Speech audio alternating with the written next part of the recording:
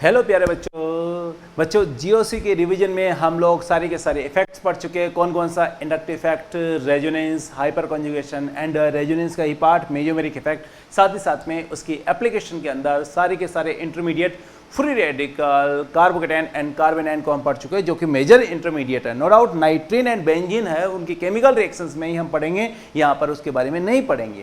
तो चलो आज का हमारा टॉपिक है acidic strength of carboxylic acid, यानी कार्बोक्सिलिक एसिड कैसे एसिडिक स्ट्रेंथ शो करता है और कौन कौन से फैक्टर उसकी एसिडिक स्ट्रेंथ को अफेक्ट करते हैं, वो आज के लेक्चर में पढ़ेंगे। तो चलो सबसे पहले एसिड क्या होता है उसके बारे में बात करते हैं। एसिड क्या होता है? ऐसे कंपाउंड जो कि एक्वस सॉल्यूशन के अंदर H पॉजिटिव आयन देते हैं। H positive, yes, RNA theory के अकॉर्डिंग हम इन्हें एसिडिक एसिड्स कहते हैं। तो चलो बच्चों, कैसे ये H पॉजिटिव आयन देते हैं और कैसे अदर फैक्टर इनको या इनकी एसिडिक स्ट्रेंथ को अफेक्ट करते हैं वो देखते हैं। मान लेते हैं HA एक एसिड है जो कि आयनाइज होता है और आयनाइज होकर के H पॉजिटिव आयन देता है। कैसे देगा? H positive plus A negative ion देगा। ऑब्वियसली ये एसिड जितना स्ट्रॉन्ग होगा उतना ही हम कह सकते हैं कि इसकी एसिडिक स्ट्रेंथ ज़्यादा होगी। मतलब यहाँ पर H पॉजिटिव आयन देने की टेंडेंसी के ऊपर डिपेंड करता है। जो एसिड जितनी ज़्यादा क्वांटिटी में H पॉजिटिव आयन देगा, एसिडिक स्ट्रेंथ उसकी उतनी ही ज़्यादा होगी। कौन कौन से फैक्टर अफेक्ट करेंगे देखते हैं बच्चों।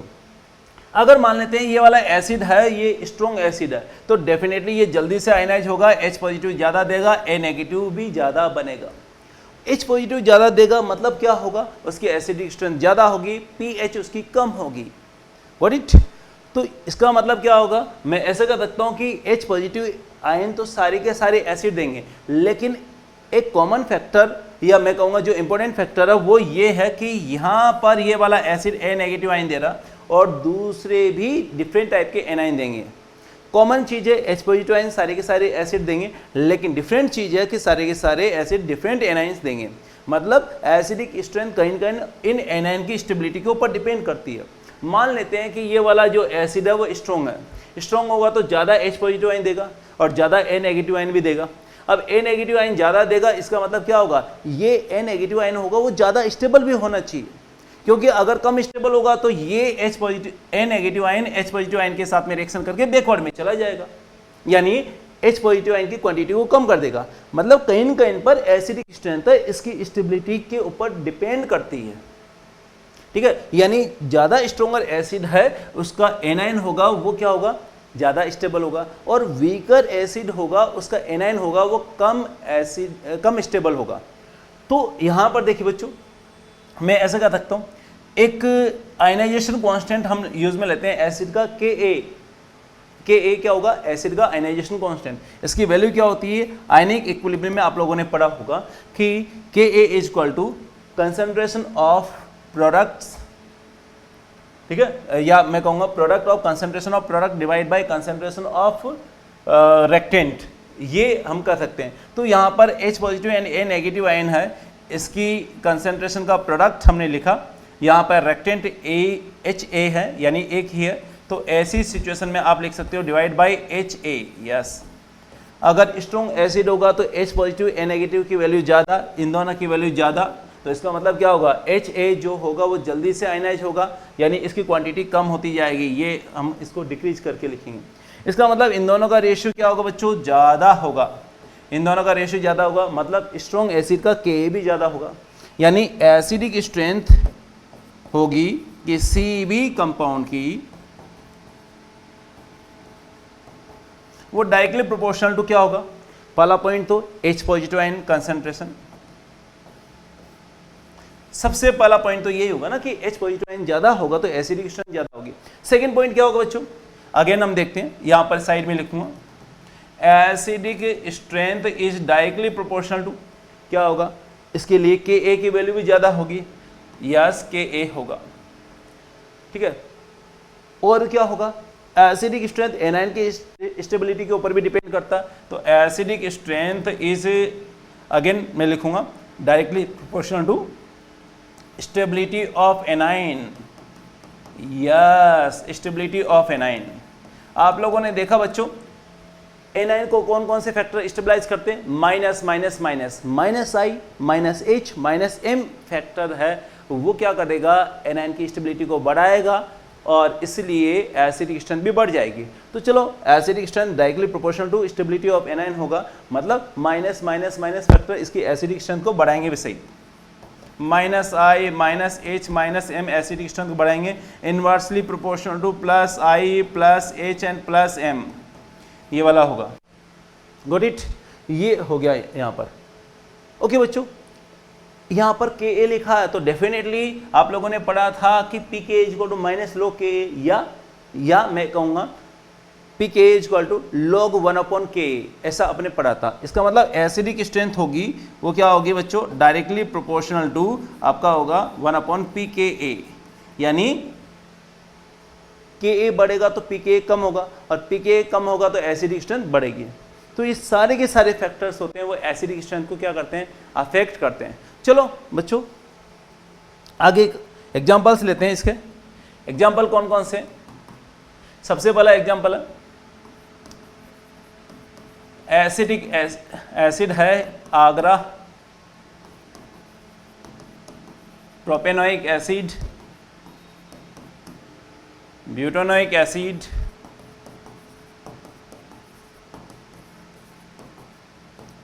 and again pentanoic acid. Okay बच्चों, यहाँ पर ये डी होगा। आप देखते हैं सबसे ज़्यादा एसिडिक कौन सा होगा? हम किसके एसिडिक स्ट्रेंथ की बात कर रहे हैं? Carboxylic acid. अब आप कहोगे कि H एटम तो कार्बन से भी जुड़े हुए हैं और ऑक्सीजन से भी कनेक्टेड है। अब कार्बन से कनेक्टेड है तो इसका मतलब क्या होगा? ये वाला भी एसिडिक होना चाहिए, और ऑक्सीजन से कनेक्टेड है तो ये वाला भी एसिडिक होना चाहिए। बच्चों यहाँ पर H पॉजिटिव वो जाएगा जो कि मोर इलेक्ट्रोनेगेटिव एटम से कनेक्टेड है। किससे कनेक्टेड है? ऑक्सीजन से। तो इसलिए ऑक्सीजन जल्दी से इलेक्ट्रॉन ले लेगा, H पॉजिटिव दे देगा, इसलिए कार्बन यहाँ पर एसिडिक स्ट्रेंथ शो नहीं करेगा। तो चलो देखते हैं बच्चों, यहाँ पर ये मिथाइल ग्रुप है, मिथाइल का कौन सा होगा? प्लस आई फैक्टर। यहाँ पर इथाइल है, इथाइल का प्लस आई फैक्ट मोर होगा, और यहाँ पर प्रोपाइल का प्लस आई फैक्ट और ज़्यादा होगा, मोर देन मॉडरेट। यहाँ पर इसको मॉडरेट कर लिखो तो ज़्यादा अच्छा रहेगा बच्चों। क्या लिखना है यहाँ पे? मॉडरेट, मॉडरेट लिखता हूँ, और मोर देन मॉडरेट हो जाएगा ये। और फाइनली अगर देखते हैं तो इसमें प्लस आई फैक्ट हो गया मैक्सिमम, प्लस आई फैक्ट मैक्सिमम। याद है ना, लास्ट लेक्चर में मैंने बताया था कि एनायन की स्टेबिलिटी होती है वो प्लस आई के इन्वर्सली प्रोपोर्शनल होती है। अब एनायन अगर कम स्टेबल होगा तो एसिडिक स्ट्रेंथ भी कम हो जाएगी, एनायन स्टेबल ज़्यादा तो एसिडिक स्ट्रेंथ भी ज़्यादा हो जाएगी। तो आप देख सकते हैं बच्चों, यहाँ पर acidic strength is inversely proportional to plus I होता है। ऑब्वियस है कि मैं यहाँ पे लिखूंगा एसिडिक स्ट्रेंथ का ऑर्डर क्या होगा? प्लस आई किस में सबसे कम है? प्लस आई ए में कम है। फिर किस में ज़्यादा हो गया? बी में थोड़ा सा ज़्यादा हो गया, क्योंकि मिथाइल से ज़्यादा प्लस इफेक्ट इथाइल का होता है, इथाइल से ज़्यादा प्रोपाइल का होता है, प्रोपाइल से ज़्यादा ब्यूटाइल का होता है। तो एसिडिक स्ट्रेंथ का जो ऑर्डर होगा सबसे ज़्यादा होगा वो ए का होगा, आगरा सबसे पहले आएगा। फिर क्या आएगा बच्चों? बॉम्बे आएगा, क्योंकि प्लस इफेक्ट थोड़ा सा बढ़ गया, एसिडिक स्ट्रेंथ कम हो जाएगी ए के कंपेरिजन में। फिर आपका चेन्नई आएगा ना, क्या आएगा बच्चों? चेन्नई। और इसके बाद में दिल्ली, दिल्ली की एसिडिक स्ट्रेंथ सबसे कम होगी यहाँ पर। चलिए नेक्स्ट एग्जांपल लेते हैं। एग्जांपल है बच्चों ये फ्लोरीन, नीट में आया हुआ क्वेश्चन है, यही हम लेते हैं। यहाँ पर ब्रोमीन, उसके बाद में होगा क्लोरीन एंड डेली होगा, डी में आयोडीन यहाँ पर आ जाएगा। ओके, हेलोजन आ गया, वेरी गुड। हेलोजन आ गया तो क्या किया जाए? यस, हेलोजन की टेंडेंसी होती है कि इलेक्ट्रॉन खींचने की, इलेक्ट्रॉन खींचने की होती है। यस, बिल्कुल सही बात है, इलेक्ट्रॉन खींचने की। तो ऑब्वियस क्या होगा यहाँ पर? हम देखते हैं इस वाले केस में फ्लोरीन का माइनस आई इफेक्ट मैक्सिमम होता है और आयोडीन का क्या होगा? मिनिमम। याद है ना, फ्लोरीन, क्लोरीन, ब्रोमीन, आयोडीन, ये डिक्रीजिंग ऑर्डर होता है माइनस आई इफेक्ट का। तो यहाँ पर माइनस आई इफेक्ट का ऑर्डर आप देखोगे क्या होगा, फ्लोरीन का सबसे ज़्यादा होगा। किसका? फ्लोरीन, क्लोरीन, ब्रोमीन, आयोडीन, ये होगा। अब जब ये इसका इफेक्ट है तो एसिडिक स्ट्रेंथ भी क्या होगी, इसी के अकॉर्डिंग होगी। सबसे पहले कौन सा होगा, ए वाला होगा, तो एसिडिक स्ट्रेंथ हो जाएगी ए होगा। उसके बाद में क्या होगा बच्चों, यहाँ पर सी होगा, फिर उसके बाद में क्या होगा बी, उसके बाद में क्या होगा डी, ये हो जाएगा A C B D, Agra, Chennai, Bombay and Delhi, ये इसका ऑर्डर होगा। तो आई थिंक आप लोगों को समझ में आ गया होगा। माइनस आई इफेक्ट बढ़ेगा तो एसिडिक स्ट्रेंथ कम नहीं ज़्यादा, और प्लस आई इफेक्ट बढ़ेगा तो एसिडिक स्ट्रेंथ कम हो जाएगी, ठीक है ना। माइनस माइनस वाले एसिडिक स्ट्रेंथ को बढ़ाते हैं। चलिए बच्चों नेक्स्ट की बात करते हैं। एग्जाम्पल CCl3COOH ए हो गया, बी में CBr3COOH, NCERT का एग्जाम्पल है CH3COOH, और डी अगर देखें तो यहाँ पर होगा बच्चों CHCl2COOH, मैंने कुछ एक्स्ट्रा ऐड कर दिया, देखते हैं बच्चों क्या होगा, ठीक है ना। ओके, यहाँ पर अगर देखें तो देखिए बच्चों 3 Cl यहाँ पर 3 भी आ रहा, तो ऑब्वियस है कि Cl का माइनस इफेक्ट ज़्यादा होता है। किससे ज़्यादा होता है? ब्रोमीन से ज़्यादा होती है। तो क्या होगा माइनस आई, तो यहाँ पर मैक्सिमम लिखना पड़ेगा। अब क्या होगा, यहाँ पे 3 ब्रोमीन है, यहाँ पे 2 क्लोरीन है, क्या होगा DNP, distance number and power, ठीक है। Okay, distance second position, distance second position, number 3, और यहाँ पर ये जब 3 नंबर में है तो ज़्यादा उसी का होगा ना minus I effect. Minus I effect more होगा, और माइनस आई इफेक्ट यहाँ पर मिनिमम है, और यहाँ पर तो आई इफेक्ट कुछ है ही नहीं, क्योंकि हाइड्रोजन का इफेक्ट ना तो इलेक्ट्रॉन देने का होता ना ही इलेक्ट्रॉन लेने का होता। तो क्या होगा पंडित जी, देखिए आंसर हो जाएगा एसिडिक स्ट्रेंथ का जो आंसर होगा, सबसे पहले कौन सा होगा, ए का सबसे ज़्यादा होगा, उसके बाद में बॉम्बे होगा, उसके बाद में दिल्ली होगा, उसके बाद में चेन्नई होगा। चलिए बच्चों नेक्स्ट एग्जांपल और देख सकते हैं हम। ओके, नेक्स्ट देखते हैं क्या होगा एग्जांपल। यहाँ पर कुछ इस टाइप की स्ट्रक्चर लेता हूँ मैं, ए स्ट्रक्चर, बी,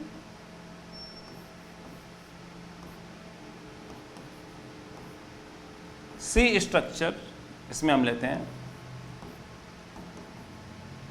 एंड डी में हम लेंगे यहाँ पर इस टाइप की स्ट्रक्चर लेता हूँ। कौन सा H ज़्यादा एसिडिक होगा चेक करना पड़ेगा बच्चों। इसको थोड़ा सा मैं अगर साइड में लिख दूँ तो ज़्यादा अच्छा रहेगा। ओके,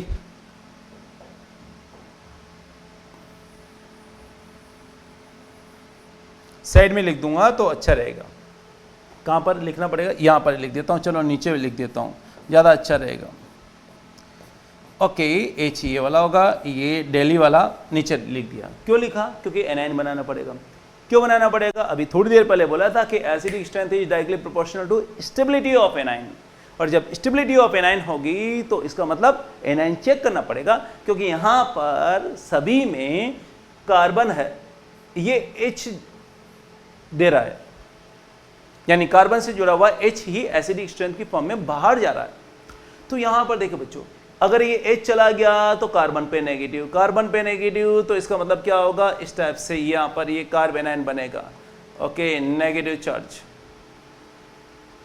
चलो इसकी बात करते हैं। यहां पर एनाइन बनाओगे, क्या होगा, ये H चला गया, जाने के बाद में क्या मिलेगा पांडे जी, आपको मिलेगा यहां पर नेगेटिव चार्ज। फिर क्या मिलेगा, आप देखोगे यहाँ पर H चला गया, H जाएगा, तो ऐसी सिचुएशन में क्या होगा बच्चों, ये वाला H जाएगा तो नेगेटिव चार्ज जाएगा कार्बन पर, यहाँ पर क्या होगा, H चला गया लेकिन यहाँ पर कार्बन पे नेगेटिव चार्ज आएगा, नेगेटिव चार्ज आएगा तो ऐसी सिचुएशन में क्या होगी, यहाँ पर ये नेगेटिव चार्ज आएगा, H तो चला गया ना, यस H चला गया, मिलेगा क्या, मिलेगा यहाँ पर ये नेगेटिव सिंगल डबल कितने इलेक्ट्रॉन, 2 2 4 2 6 पाई इलेक्ट्रॉन्स लूप बनेगी। तो इसका मतलब क्या होगा, ये एरोमेटिक हो गया। एरोमेटिक तो ज़्यादा स्टेबल होता है, हमने एरोमेटिसिटी में पढ़ा था, सबसे पहले एरोमेटिक, उसके बाद में नॉन एरोमेटिक, लास्ट में एंटी एरोमेटिक। ये क्या है, नॉन एरोमेटिक। लेकिन नॉन एरोमेटिक में भी देखो नेगेटिव चार्ज यहाँ से यहाँ पे डांस करेगा, यहाँ से यहाँ पे डांस करेगा, पोजीशन होगी 1 2 एंड 3, यानी 3 कार्बन एटम पर मूव करेंगे, ठीक है ना, मतलब 3 कार्बन एटम पर ये मूव करेगा तो 3 रेजोनेटिंग स्ट्रक्चर बनेगी। यहाँ पर नेगेटिव चार्ज यहाँ से यहाँ पर आएगा तो 2RS हो गया। व्हाट इज दिस यार, बच्चों इसको देखना पड़ेगा, negative single double, Bharatanatyam dance कर रहा है। तो कितने इलेक्ट्रॉन, 2 2 4 2 6 2 8 पाई इलेक्ट्रॉन्स लूप के साथ में, 8 पाई इलेक्ट्रॉन्स के साथ में डांस कर रहा है, और इसलिए ये एंटी एरोमेटिक कैरेक्टर आ जाएगा। और एंटी एरोमेटिक कैरेक्टर आएगा तो इसका मतलब ये तो सबके बाद में आएगा। अब ये सबके बाद में आएगा तो इसका मतलब क्या होगा, यहाँ पर स्टेबिलिटी एरोमेटिक की सबसे ज़्यादा, फिर नॉन एरोमेटिक में बॉम्बे वाले की, फिर चेन्नई वाले की, एंटी एरोमेटिक सबसे कम स्टेबल। इसका मतलब एसिडिक स्ट्रेंथ का जो ऑर्डर होगा वो होगा आगरा, फिर बॉम्बे, फिर चेन्नई, फिर दिल्ली, ठीक है ना, इस टाइप से ये रहेगा ऑर्डर। चलो बच्चों नेक्स्ट एग्जांपल लेते हैं। अगला एग्जांपल हम लेंगे इस टाइप से, फिनोल का एग्जांपल लेते हैं।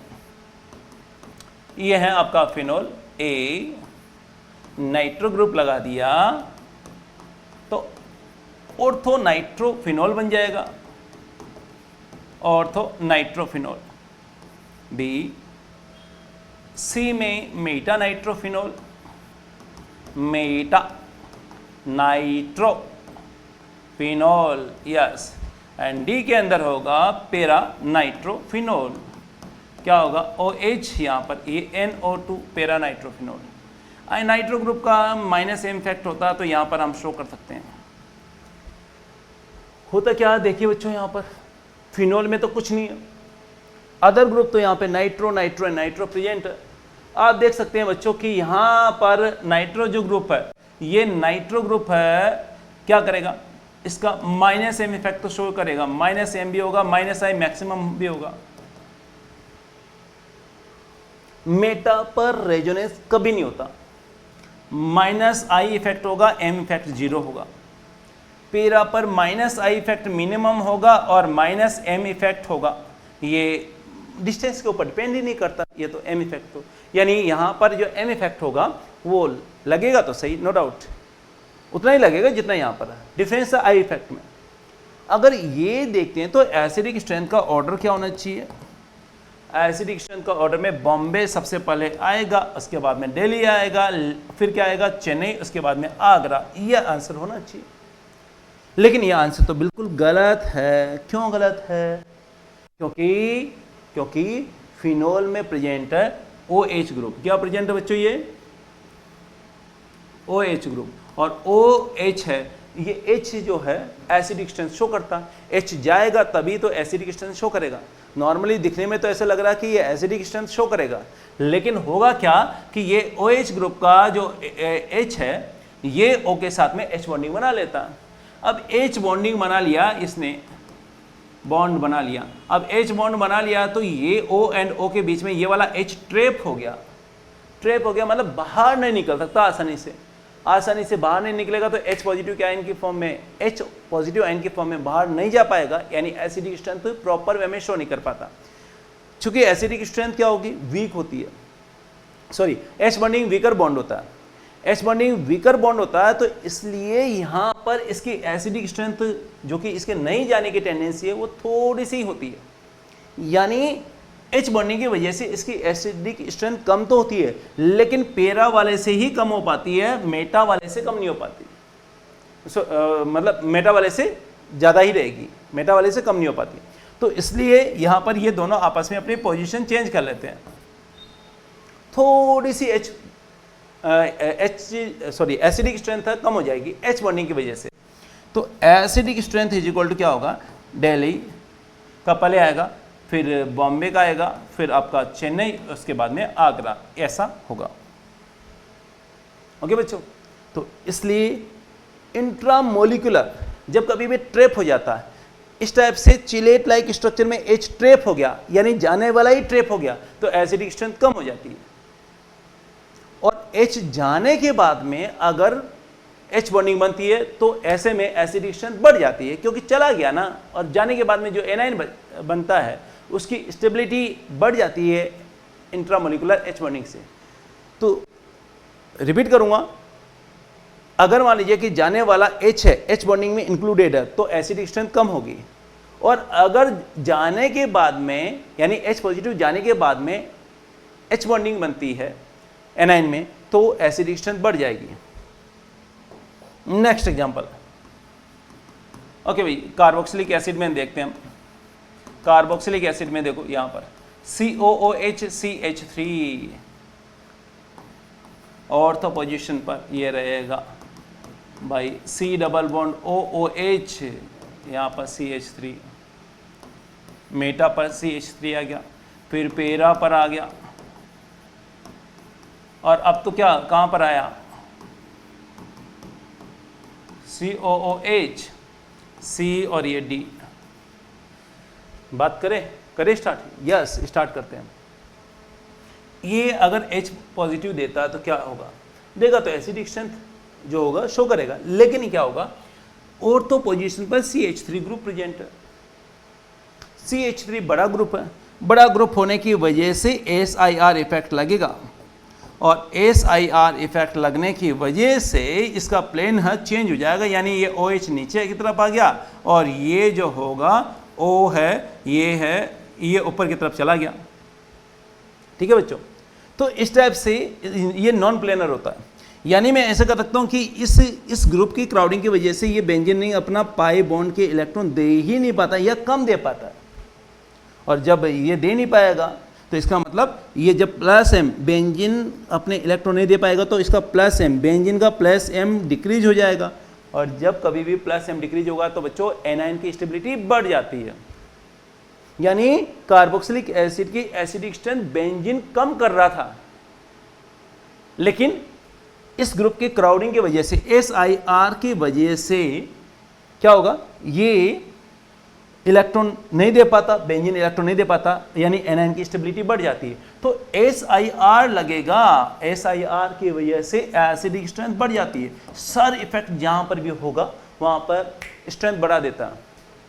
एसिड की एसिडिक स्ट्रेंथ बढ़ा देगा, बेस की बेसिक स्ट्रेंथ बढ़ा देगा, जर्नल स्टेटमेंट है। ठीक है बच्चों, तो क्राउडिंग की वजह से यहां पर ये प्लस M इफेक्ट शो नहीं कर पाता, नहीं कर पाएगा, तो हमेशा याद रखना कार्बोक्सिलिक एसिड आसानी से H पॉजिटिव दे देगा, स्टेबल एनाइन बनाएगा। प्लस I इफेक्ट लगता है मेटा पर, और यहाँ पर प्लस H इफेक्ट लगता है। प्लस H इफेक्ट लगेगा, प्लस I इफेक्ट लगेगा, तो इसका मतलब क्या होगा, एसिडिक स्ट्रेंथ तो क्या हो जाएगी, बहुत ज़्यादा डिक्रीज हो जाएगी। दोनों इफेक्ट एक साथ लगेंगे, केवल यहाँ पर प्लस I इफेक्ट लगेगा तो एसिडिक स्ट्रेंथ होगी वो थोड़ी सी डिक्रीज होगी। ठीक है, यहाँ पर ज़्यादा डिक्रीज होगी, यहाँ पर एसिडिक स्ट्रेंथ होगी। लेकिन SIR की वजह से तो क्या होगा, बेंजीन रिंग ही अपने इलेक्ट्रॉन नहीं दे पा रहा, यहाँ पर तो इलेक्ट्रॉन देगा भी सही, तो इसका मतलब यहाँ पर SIR नहीं है। तो SIR जहाँ पे लगेगा एसिडिक स्ट्रेंथ ज़्यादा, एसिडिक स्ट्रेंथ होगी, जहाँ पे सर इफेक्ट वहाँ पर ज़्यादा होगी, आगरा वाले की ज़्यादा होगी, और इन तीनों में अगर देखें तो दिल्ली वाले की ज़्यादा होगी। उसके बाद में क्या होगा, B एंड C में हम देखेंगे बच्चों, बॉम्बे आएगा, और उसके बाद में चेन्नई आएगा। चलो बच्चों, एक और एग्जाम्पल देखते हैं। इसका एग्जाम्पल क्या था, इस टाइप से देखेंगे, HCl, HBr, HI and HF, ये हैं बच्चों डिफरेंट सीरीज के एसिड, डिफरेंट सीरीज के एसिड। यहाँ पर ये -H पॉजिटिव देगा, Cl नेगेटिव बनाएगा, ये है -H पॉजिटिव देगा, Br नेगेटिव बनाएगा, ये है H पॉजिटिव देगा, और यहाँ पर I नेगेटिव बनाएगा, और यहाँ पर ये H पॉजिटिव देगा और क्या बनाएगा, F नेगेटिव बनाएगा। आप कह सकते हैं कि A, B, C and D, इन चारों में हम देखते हैं डिफरेंट एनाइन बन रहे हैं। जब डिफरेंट सीरीज के एनाइन हो तो वहाँ पर साइज फैक्टर या इलेक्ट्रोनेगेटिविटी वाला फैक्टर देखते हैं। यहाँ पर साइज फैक्टर आएगा क्योंकि डिफरेंट डिफरेंट पीरियड से बिलोंग करते हैं। अगर देखता हूँ तो ये 5th पीरियड का, ये 4th पीरियड का, ये 3rd पीरियड का, ये 2nd पीरियड का। नंबर ऑफ शेल इसमें ज़्यादा, तो स्टेबिलिटी ऑर्डर होगा ऑफ एनाइन। आई नेगेटिव सबसे ज़्यादा स्टेबल होता है, फिर Br नेगेटिव होगा, फिर यहाँ पर क्या होगा Cl नेगेटिव, फिर F नेगेटिव। वाई? बिकॉज इधर से इधर जा रही है, साइज बढ़ रही है। साइज बढ़ेगा तो क्या होगा? वॉल्यूम बढ़ गया, वॉल्यूम बढ़ेगा तो ऐसी सिचुएशन में क्या होगा बच्चों? चार्ज बाई साइज का रेशियो कम होगा, साइज का रेशियो कम होगा। और जब ये यहाँ पर कम हो गया तो इसका मतलब क्या होगा? स्टेबिलिटी बढ़ जाएगी। यानी चार्ज बाई साइज का मतलब चार्ज डेंसिटी कम होगी तो स्टेबिलिटी बढ़ेगी, यानी इधर से इधर जाने पर एनायन की स्टेबिलिटी बढ़ेगी। ओके बच्चों, तो आपको ध्यान में रखना पड़ेगा कि H पॉजिटिव जा रहा है तो क्या बन रहा है? एनायन बनेगा। तो वहाँ पर देखना कि वो सेम सीरीज का या डिफरेंट सीरीज में एक ही पीरियड का है या एक ही ग्रुप का है।